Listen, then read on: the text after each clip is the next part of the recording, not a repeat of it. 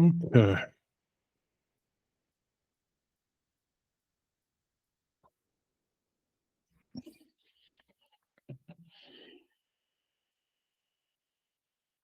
All right. Bismillah, walhamdulillah, wassalatu wassalam ala rasulillah. Okay, so we were, or rather, we're going back to now our Maliki Fiqh class. So last week we went through some aspects of the adhan and the iqama. All those, if you've missed any of the past classes or sessions, inshallah, you can go back to our YouTube, and those are all uploaded under the playlist for Maliki Fiqh. And so this week, still, we're in the Kitab al-Salah. We're still in the chapter about prayer. And we're going to go into some details now about Satr al-Awrah, or about the covering, what is required for covering one's nakedness for the prayer, and in some ways otherwise. So, يجب سترة العورة في الصلاة إذا كان ذاكرا قادرا. So it is obligatory for a Muslim to, particularly a Muslim man, to cover their awrah during prayer when one is mindful, right, and capable. Meaning that once you're of the age of responsibility, a man, and not just a man and a woman, a Muslim is to cover their body for the prayer. Now, this will differentiate of what is awrah for a man and what is awrah for a woman. But the fact that whichever one we're talking about, this is necessary. So al-Majjājī rahimahullah, the author of the book that we're reading, he says, وَحَدُّ الْعَوْرَةِ الْوَاجِبِ, it's the obligatory awrah to be covered, سترها من الرجال, as it relates to a man, is as follows: ما بين سرته وركبتيه. So it is what's between his navel and the knee. This is what is mandatory. This is not what is mustahab or what is mandub, not what is recommended, but rather the minimum required is to have it between the navel and the knees. فإذا انكشف شيء من ذلك بتعمد منه كان عاصيا. So if any part of that is intentionally exposed, then this is considered to be an act of disobedience. Not accidentally, but intentionally. And therefore, the prayer will become invalid. وَلَا تَبْطُلُ صَلَاتُهُ إِلَّا إِذَا كَشَفَ إِحْدَى السَّوْأَتَيْنِ. And so this, so his prayer is not invalid unless one of the two extremes, meaning the navel or the knees, is revealed. If that, then the salah is invalid. And then these are both, he says, وَفِيهِمَا عَوْرَةٌ مُغَلَّظَةٌ. And these are significant areas of the awrah for a man. So in summary, a man, the minimum between the navel and the knee, to have that covered. If you intentionally remove that, then this would be considered an act of disobedience as well as invalidating the salah. And then,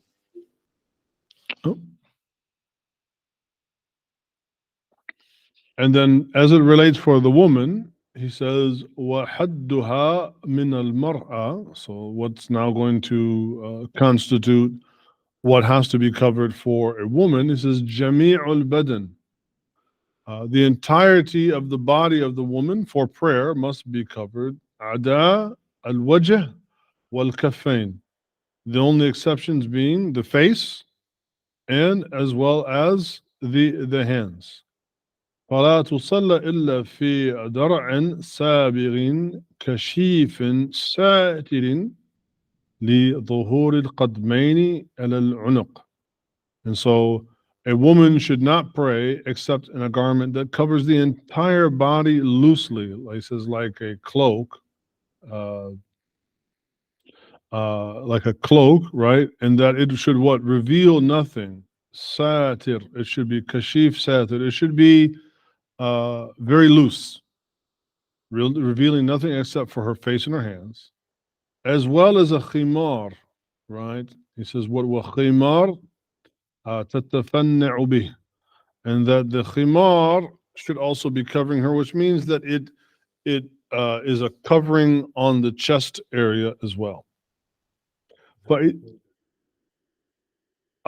so in the Maliki Madhab, it is preferable that a woman's feet not be exposed.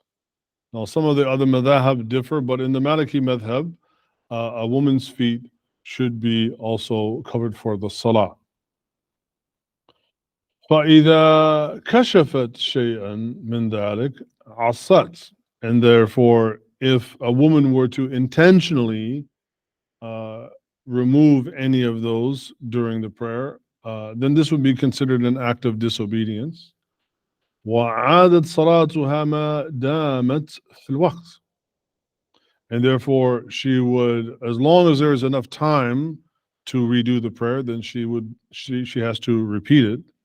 إلا أن تكشيف شيئا مما تحت الصدر, except of what she reveals any part below the chest to the knee, right? And so if those are done, then again she must start over. فَتُعِيدُ أَبَدًا. So then that part would have to be repeated.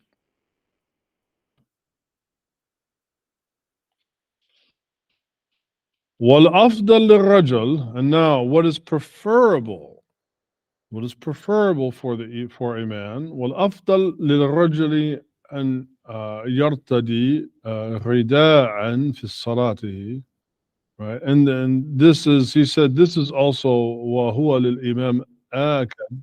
So it's even more emphasized if a person is going to be leading the prayer, is for him وَيُكْرَهُ لَهُ أَن يُصَلِّي فِي ثَوْبٍ وَاحِدٍ لَيْسَ عَلَى عَاتِقِهِ.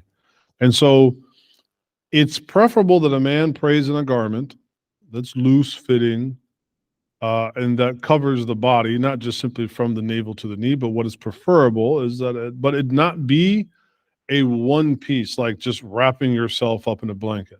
And so that is what that would be considered makruh, right? That would be considered disliked. Will not invalidate the prayer. Like if you had to pray and the only thing that you had to do the prayer, like if time was running out and the only thing that you had was to wrap yourself up in a bed sheet, yes, you could do so, but this is not preferable, right, to do. I thought one of those was sunnah to wear, like the izar. Yeah. The izar, but the izar is not a one piece because the izar only covers, so if those are not familiar, there's a traditional piece of Arab clothing. It's very popular in some parts of Yemen and southern part of Saudi. They call it an izar, which is like a one piece of cloth that, like a lungi. If you've ever been to like Malaysia, right? You wrap it around your waist and it covers you roughly like from your navel, your navel down to below your knees, right? A navel, right? So that's what the izar, but it doesn't have the top part, right? You have to wear like you have to wear a shirt or some sort of top part to it, and that's why he's saying it's preferable, not haram, but afdal, right? It's preferable. Wa makruh fihi. It's disliked to pray in a one piece. But again, if that's all you have and you got to do the prayer, then you can do it. But that is not what is preferable. ويكره له أن يصلي في ثوب. Oh, somebody. Oh, 1 second. Yeah. So let me just finish and then I'll take your question. So ويكره له أن يصلي في ثوب واحد ليس على عاقته من شيء. Right. And so to pray in a single garment that does not cover his shoulders, right? وفي ثوب مفضل على أعضاء جسده كالسراويل. So it's disliked that you would pray in just an izar, right? The izar will cover your navel to your knee, but it's disliked. It's also disliked to pray in things that are tight on the body. It's makruh, not haram. Again, if time is running out or whatever your circumstances are, and the only thing you have is say like a tighter pair of jogging pants, and that's what you have on, it is permissible, right? But it's just not what is preferable. Yes, Ernst. Assalamu alaikum. Wa alaikum salam. So, am I missing something when I think of a thobe? I'm sorry, say that again. Am I missing something when I think of a thobe as a one piece? I mean, a thobe is a one piece, but it has sleeves. When he's saying one piece, he's meaning like a block of cloth, Got right? it. Like a big square or like a bed sheet, right? That Got it. would not Okay. be preferable. Where a thobe, technically, yes, a thobe is definitely a one piece, but it's sewn together and it has, because the other idea is, because like he said, if you accidentally expose certain parts of your body, that it may invalidate your prayer. Well, if you're just Okay. wrapped up in a bed sheet and through the movements in the salah, you may actually, something might unravel, come undone, or, you could just expose yourself, right? And so this is not preferable. If that's all you got, then alhamdulillah, you do what you do, but that's not preferable. So when a thobe is a one piece technically, although typically, hopefully people wear something underneath there, but you could just put on a thobe, but it's sewn together, and therefore there's not really a chance of the thobe in the typical movements of the salah to expose your body. Got it. Okay. So this is, like you said, with a thobe, if you have something underneath and that's like 2 or 3 pieces, but with a bed sheet, that's all you have, or nakedness. Right. So Which again, okay. if that's all you have, and there's a choice between not praying and praying in a bed sheet, well, you pray in the bed sheet, right? Got it. If Okay. that's all you got, that's what you do. Because again, the terminology that he uses here, makruh, right? Yukrahu, yani makruh. We go back to what we said in the very beginning. When a thing is makruh, when a thing is disliked, this is not haram. It is not something that is inviolable, but rather it is just heavily discouraged to do, and especially not to make a habit of. But there's no sin against you if you do it, but it is rewarded if you leave off doing it. So that's the meaning of makruh. It's not like if all you had was a bed sheet and you prayed in it, there's no sin against you, right? But it's just, you shouldn't be like, oh man, I'm going to go to Macy's and buy this bed sheet, and that's going to be what I pray in all the time. Like, that's not what you should do. Okay, mashallah. Shukran. Wayakum. And so, like you said, or praying in very tight pants. Again, if that's all you have to pray in, then you fulfill that, but it's preferable to not do so. And then he says, "Wala yad kaftu thawbahu wala sha'rah fi salatihi." And so your garment should not drag on the ground behind you, which again, I don't know why, but the bed sheet analogy, like a big sheet, it's not well controlled. And so probably some of it might drag on the ground. Again, not haram, but simply not preferable.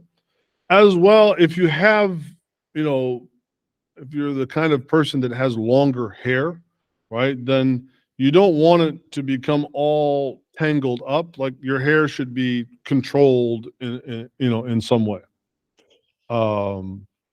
He says, إلا أن يكون في صنعة صادفته الصلاة عليها, right? That unless this is part of the attire, right, that you're encountering. But in general, like try to keep your hair from getting all over the place, especially going in front of the face, because one of the things that is also highly discouraged. In fact, there's a hadith where the Prophet ﷺ forbade that a person pray with their face covered.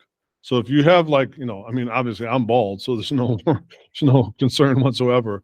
But if you had really long hair and that hair was loose while you're praying, such that it could maybe cover your face, this would not be, desired. وَيُكْرَهُ لَهُ التَّلَثُّمْ. And then, so as I just said, what it's also disliked to cover your face. Now again, makruh, disliked, not haram. Maybe there's some set of circumstances, like, I don't know, you're praying outside in a dust storm or something, where breathing that in would be a problem. And so, right, in some circumstances, it's allowable, but in general, it's disliked to do so. And then finally, on the details here for this part, he says what? وَفَرْضْ عَلَى كُلِّ مُسْلِمٍ أَنْ يُسْتَرَى عَوْرَتَهُ عَنْ غَيْرِهِ إِلَّا الزَّوْجِ مِنْ زَوْجِهِ. So in general, it is an obligation, fard, right? It is obligatory for every Muslim to actually cover their awrah, and this means outside of the prayer. Again, men cannot go outside without covering their navel to the knee. And that the only times that this is permissible is particularly that part is to be exposed from a spouse to a spouse. This is kind of important, that you should not even do this with your children.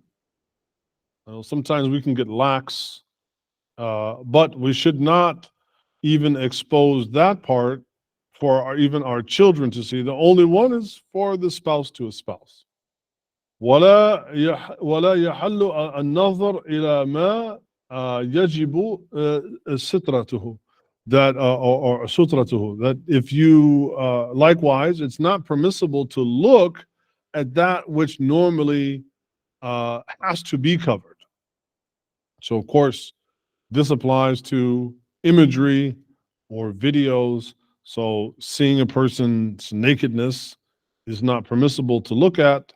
So, I mean, without a doubt, obviously the first thing that comes to mind, pornography. One of the reasons why pornography is haram is because you're looking at people's awrah. There's we could do a whole week's long thing about it, right? But just one simple reason is that you're looking at people's awrah. You're looking at something that is impermissible to gaze upon. And so the only time that those things, the awrah of a man can be viewed, like what is between the navel and the knee, the only time that can be viewed is by your spouse. Now, of course, if you're going in for surgery and you had to have surgery in some part of your body, of course, there can be exceptions for medical needs, but in general, right, that's not permissible. والعورة التي يجب على الرجل سترها عن الرجال ومحارمه من النساء. So this is going to also cover something really important. So he says that the awrah, for instance, the nakedness of what is to be covered, includes also men to not expose their awrah to other men. So another example would be like Western style gym culture. You go to the gym and then there's the locker room and dudes are in there like just full on naked, exposed. It's just absolutely. I even as a kid before I was Muslim, I hated that part about locker room culture, so to speak, where dudes would just be walking around full on naked. I'm like, in the gym, it's always like the oldest man in there who's like just full on naked. Like, oh my God, man, this is just gonna make me hurl.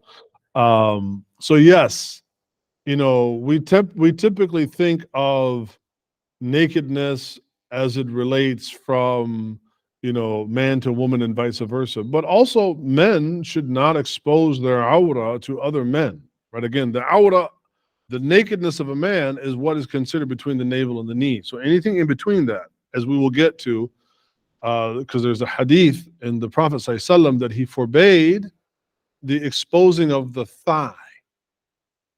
And so there was a companion one time that had on a thobe, right? Ernst mentioned a thobe. So a thobe, yes, it's a sewn garment. It has sleeves, what?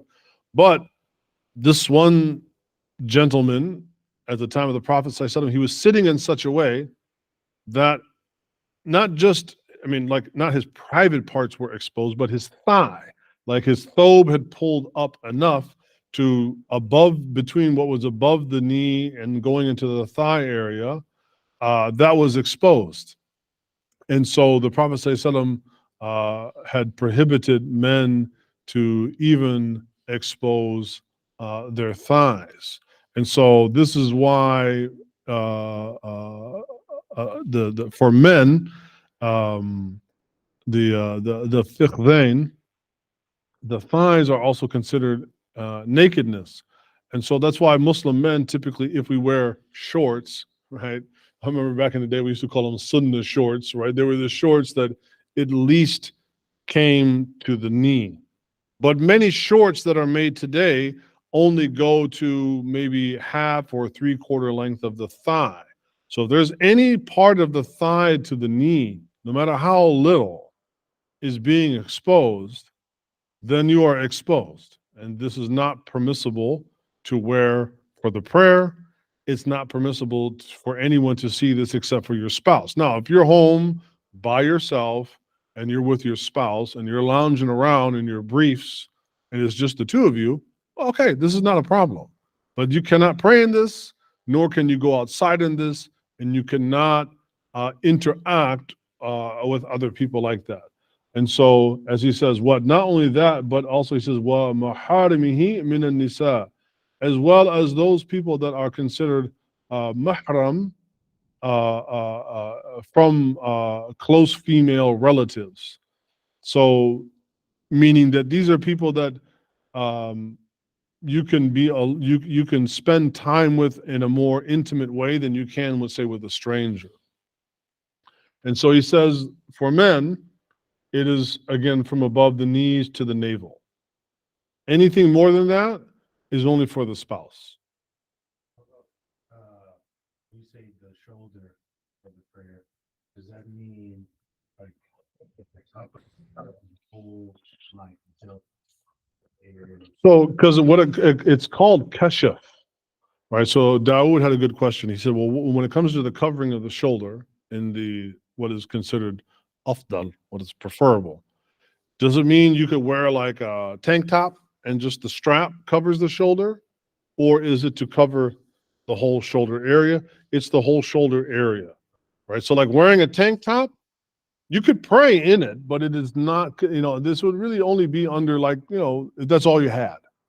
But it is not preferable to wear a tank top for that, nor let's say your grandma was going to come over for dinner.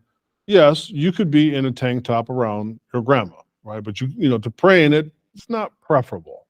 So yes, the when it comes to the part, like for instance, whether we're talking about the shoulder or the thigh or this, when it mentions the body part, it means كلها, the entirety of it, وليس بعضها, not a part of it, but the entirety of it. And so as it relates to women, it says ما فوق الركبتين إلى ما دون السترة. So again, for a man, if you're with generally people, you have to be from the navel to the knee. وعلى المرأة, and then also women are also required, but again, and تستر مثل ذلك على النساء. This is important. What did we say the awrah for the woman is? The awrah for the woman is everything but her face and her hands. And therefore, women should not expose themselves even to other women unless they are what? Maharim, close family members, of which we'll go into the details of who would those constitute. If they are not that, like if you're going somewhere and there's just some sisters like from the masjid hanging around, and there's this idea, oh, I can take off my hijab now. عند المالكية لا. Not according to the school of Medina. No. And so he says, what مثل ذلك النساء وما الرجال فهم منها على الصنفين. So محارم كالأب. So who is it that the woman can expose her from, say, the neck to the wrist, like she doesn't have to be completely muhajjaba, but from the neck area, covering the entire body, to the hands and such. That can be done like with her father, her mother, her son, her brother, right? كالأب والابن والأخ وأجانب كالبني الأعمام والعمامات, like her uncles, blood uncles, not just ammu like some dude in the village, but like, right, her blood uncles. وبني الأخوال والخالات, or her both paternal and maternal uncles and aunts. كزواج الأخوات, as well as the spouses of her brothers. وأما الأجانب فلا يحل لها أن تبدي لهم من بدنها سوى الوجه والكفين. So as for men, they're going to be divided into some further categories, as we mentioned.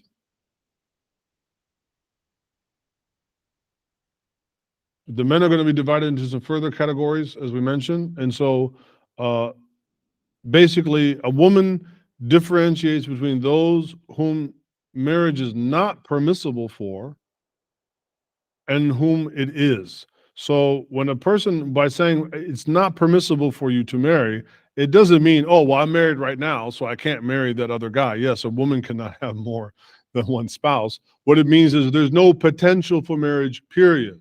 So who are the men that you can never marry under any circumstances? Well, you can never marry your father. You can never marry your son. You can never marry your brothers, right? But then those who are not mahram would be like cousins, right? Or in-laws. So for mahrams, women are only allowed to reveal their face and hands, right?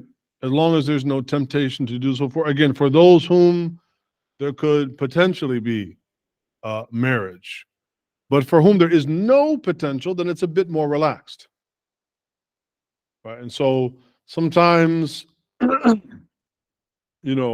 I went to my friend's house and I've known them for years and I'm so comfortable with them. No, they are not. They're غير مراحم. These are not. So you have to cover in the normal way of only revealing what? The face and the hands. He says, however, for the mahram, women are not allowed to reveal anything what is below the neck, right? So again, the father, the mother, the brother, right for the mahram, then you can فلا تبدأ له ما زاد على النحر, right? The neck, right? فما فوقها والأطراف, as well as above the ankle. So, the feet, and like if you're wearing sandals or something like that, that would be permissible. But that's only with those intimate family members of which there is no potentiality of marriage. Then you have that more laxed one. But then with those that it could be as a theoretical, then it's back to just the face and the hands. Any questions on that?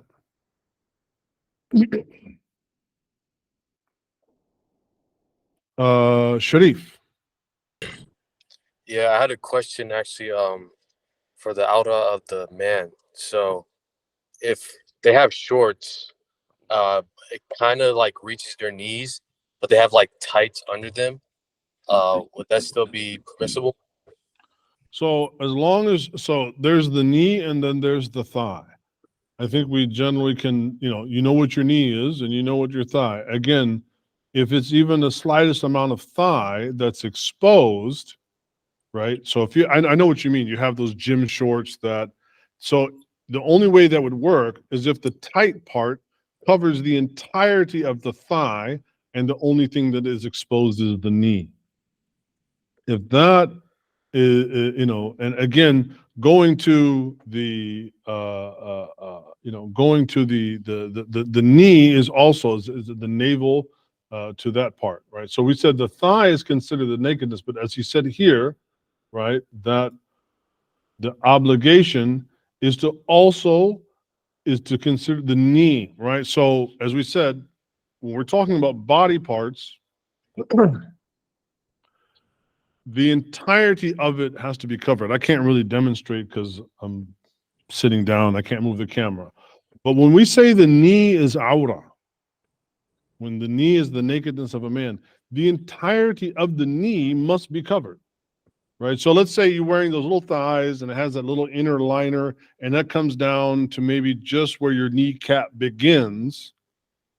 And if the rest of the garment, the rest of the shorts, for instance, doesn't then continue on to encompass covering the entirety of the knee to the end of the knee, not the knee cap, because the cap is in the middle, to the end of the knee, then no, that's not permissible, right?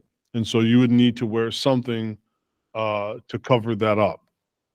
And that goes not just for the prayer, but as we said, if the knee is exposed in public, you are exposed as a man. Mm-hmm.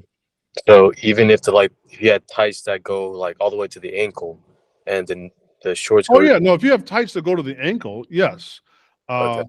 But again, that would not be preferable. It's permissible because the tightness that you, again, what is the afdal? And I'm not trying to make things hard. I just want to make sure I explain the entirety here. As long as the knee is covered, loose or tight, this is permissible, but it is disliked for things to be tight. But as long as it is covered, then yes, it's permissible to pray in or as a man to go outside in. So let's say you were, I don't know, at the gym and you're playing ball and time comes in like, oh man, you know, I just need to do my prayer. Yes, you, as long as those tights go down to your ankle, yes, you can pray in those. All right. And like Dawood said, let's say you're playing ball and you have a jersey, like a basketball, like a tank top jersey, right? If you had that and you had on the tights to go down to the ankle and it's time to pray and you're not going to have time to go home and time to do anything else, the prayer is what takes precedence. You make wudu, you pray in that, you're good to go. All right. I mean, you could, but like he was saying, you could throw a shirt over it. What I'm saying is, even if you didn't have the shirt, you could still do it, right? Because the prayer is an enormous thing. It takes precedence over everything. So in the case of an act that is wajib, like the prayer, and in the case of wearing something that let's say is makruh, not desired, what takes precedence? The thing that's wajib. As long as you meet the minimum required, including the makruh. The makruh, we say something is disliked, it's still meeting the minimum requirement, but you know, you shouldn't say like, oh, you know, I'm just always going to pray in a tank top and these tight-fitting tights and that, like, that's my prayer garment. No, that's not preferable. But, you know, I want to go play some ball. I want to go to the gym, but at the same time, I want to be obedient to Allah and I want to do my prayer on time. So I'll do that. Yeah. So remember, particularly when we talk about men, obviously the thigh is, if your thigh is exposed, you're naked. Right. I know that for men, we have sometimes a more laxed attitude, right? Women, we get all bent out of shape, but men, we get very, lax attitude. No, if your thigh is exposed, you're naked. Simple as that. If your knee is exposed, you're naked. The knee must be covered in its entirety, not just the top part of it, all the way to where it clearly transitions from knee to shin, right? That very, and I think we all know. I mean, you know what's your knee and what's not your knee, right? But not the top part of the knee. Oh, I got the top part, so I'm good. No. When we say kashaf, when we say covering, it means kullaha, the whole entire thing.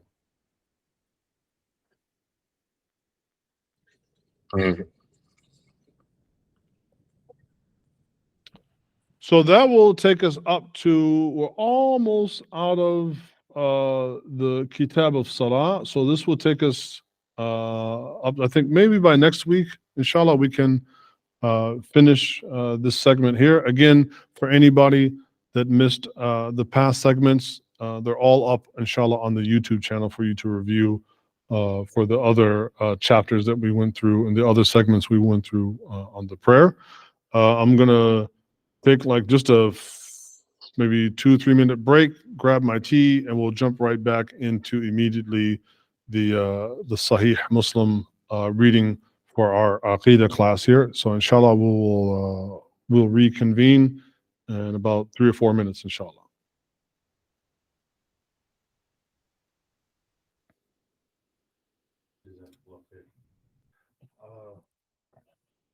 I don't know if you're going to cover it later or if I missed it.